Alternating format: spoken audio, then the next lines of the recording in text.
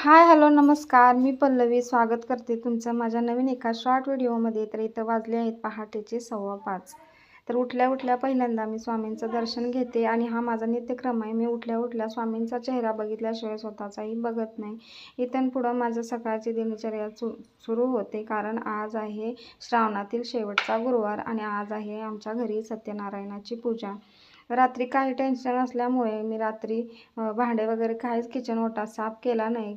रोज तर मी करूनच झोपी जाते, पण रात्री माझं डोकं चालायचं बंद झालेलं, त्यामुळे मी तसंच ठेवून दिलं.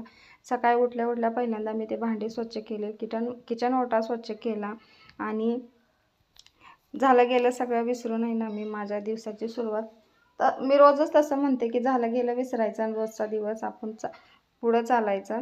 आणि आजचा दिवस माझ्यासाठी खूप विशेष आहे, कारण गुरुवार म्हटलं की माझ्यामध्ये एक वेगळाच उत्साह असतो, एक वेगळीच ताकद येते कुठून काय माहिती नाही. आणि आज सत्यनारायणाची पूजा असल्यामुळे तर मी पुरणपोळीसाठी डाळ घेतलेली आहे, इकडे कुकर लावलेलं आहे, कारण नैवेद्यासाठी मला आज करायचे पुरणपोळी. पोळ्याही माझ्या झालेल्या आहेत आणि मी आता पहिल्यांदा कोणी खायच्या अगोदर नैवेद्याचं ताट भरून घेतलेलं आहे.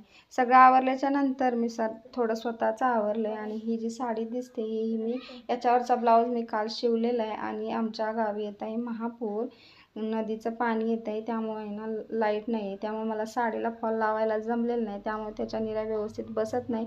आणि ब्लाऊज मला फुल बाही, राऊंड शेप गळा, साधं सिंपलच आवडतं.